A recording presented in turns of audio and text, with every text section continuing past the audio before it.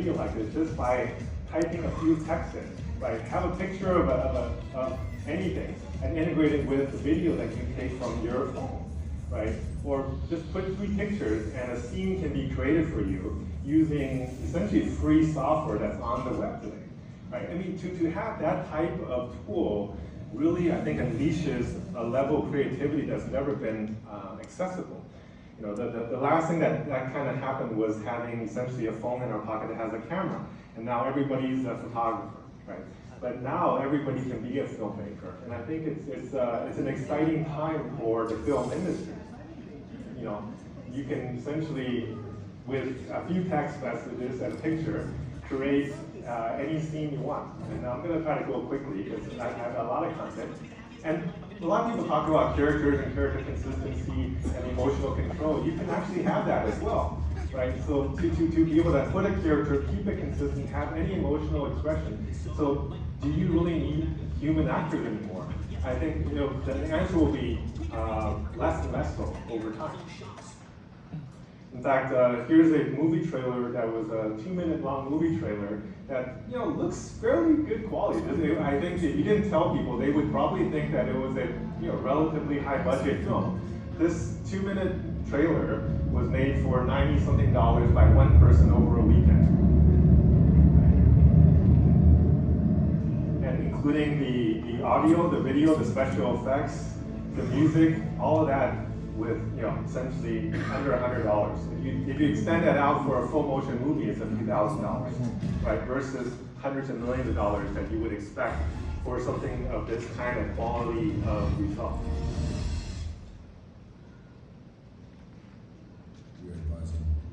So I'm not going to spend a whole 2 minutes, but at least you can go online and look for it.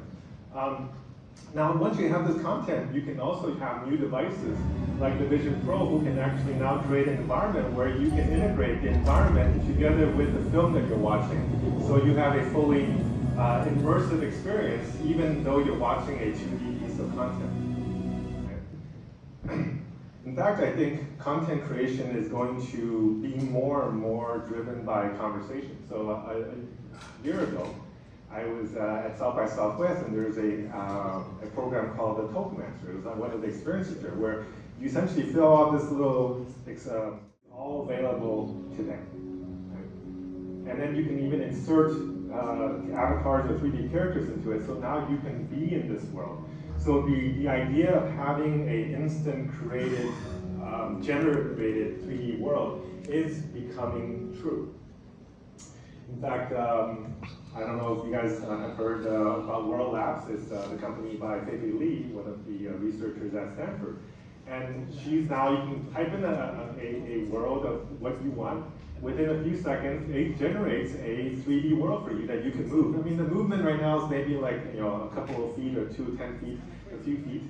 But to be able to have essentially a fully 3D world where you can change the camera angle, you can change the gameplay, bring it, download it, put it into your 3D experience, that's pretty amazing, right? That takes a lot of the effort out of the pipeline of creation. Right? I mean, some of the tools that we're talking about, like Meshi or Demos, they can do it for some of these objects as well, but then you can combine them together to create new experiences. Google's already created ability to use text to create playable games, right? So you can now speak a game into presence and then use your keyboard to be able to play it in real time and real-time render. On the word, I gotta have a job, I need, my occupation is this. When you introduce yourself, the first thing is like, well, where do you work? What's your title? How important is that? Right? And if you go back to the root word of occupation, it actually is occupatio, is the Latin word for to occupy something. And what is it occupying? It's occupying your time. So you're essentially trading your time for money. That's all occupation means. Vocation is actually, I think, a better term for what we should be striving for. And even though today vocation is blue-collar work, is something that is unrespected by society, the real meaning of vocation that comes from the word vocation, which is to be called. It's your calling. It's what you're meant to do as a person. right? And back in the old days, people would spend 5, 10 years with a master to learn a craft, and that would be your vocation. That's what you're good at. Right? We need to change our mindset to say occupation as the job and the job title is not necessarily who we should identify ourselves with and what we should be so valuing. We should start to think more about the occupation, finding your vocation, finding what makes you happy, and then spending your time doing that. In fact, coming from my family of artists, one of my favorite artists is Picasso, and he said something that I think helps solve this issue that people struggle with. And they say, what's the meaning of life? Well, he said it very cleanly in 2 phrases. He said, the meaning of life is to find your gift, and the purpose of life is to give it away. Right? He didn't say the purpose of life is to get on the cover of Fortune magazine, make $1 billion, and then have 100 kids.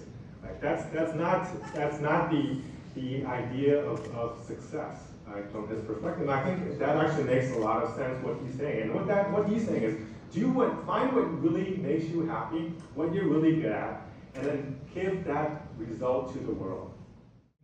You can see that not only is film a great entertainment type of a device, it's actually something that inspires the future. You're not just talking and making up stuff. If you look at what things have been in movies, everything that has been in movies and sci-fi is now something that's in reality. Right? Think about all those things that you looked at in the last 50 years in movies. Pretty much, I don't think you can name a single thing that is not happening in reality today.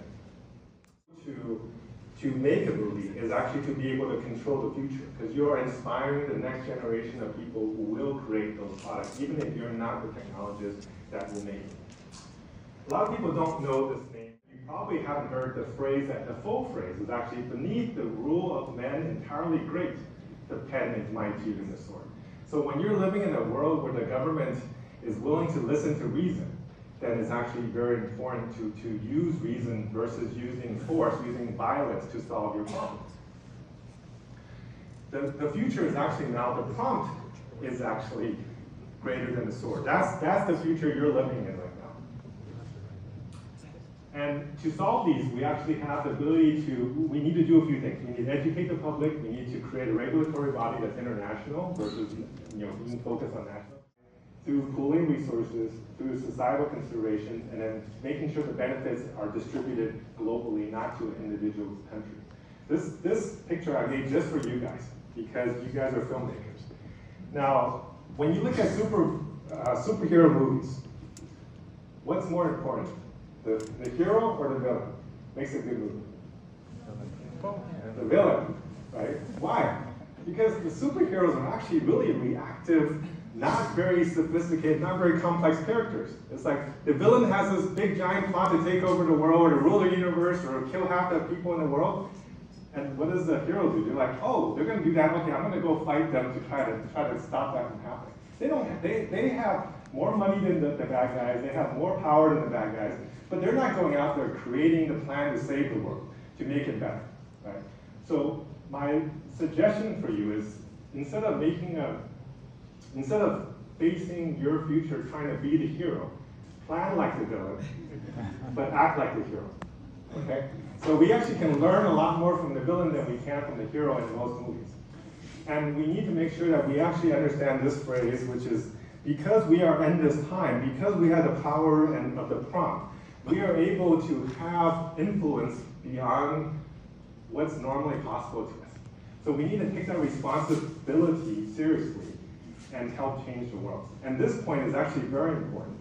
If you guys are any Trek fans here, you've probably seen this scene. And what is the scene? This is when the Vulcans came down to Earth to bring technology to help us go from a dystopian post-World War III future to a utopian, abundant future. Except now, instead of waiting for a Vulcan to come, we are creating our own Vulcans. We are creating AI into that Vulcan that will be solving our problems. And we get to tell it what we want. And we get to create it in our own image. Now, in this movie, in this series, 2026 is the year World War III happens, and then has a 30-year war. We are now at 2025. So I hope that we do the right things so that that future doesn't happen in that timeline, okay? I'm almost there, so. And I think that's how a lot of people think about AI today. But it will change. It will be a tool for now. It won't be a tool tomorrow.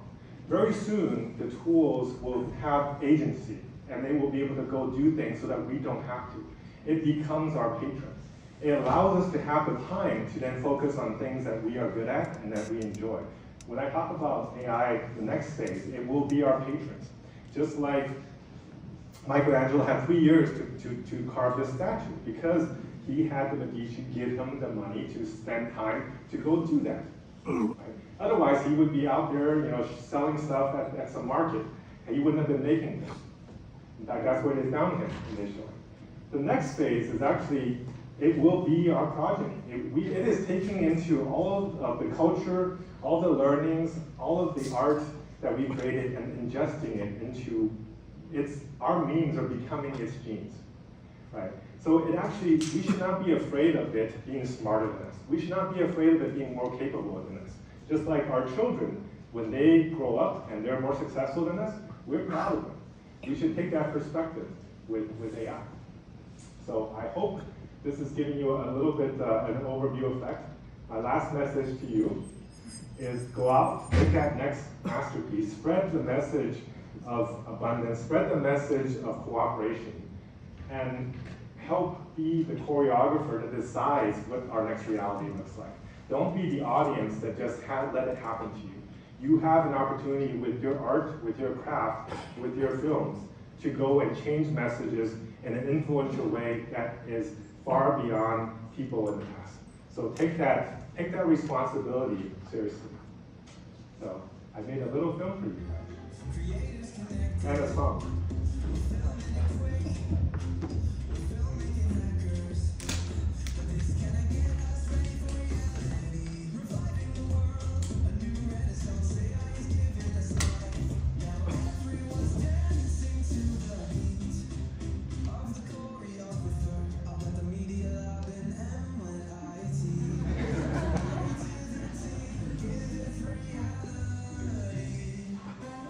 All right, so thank you.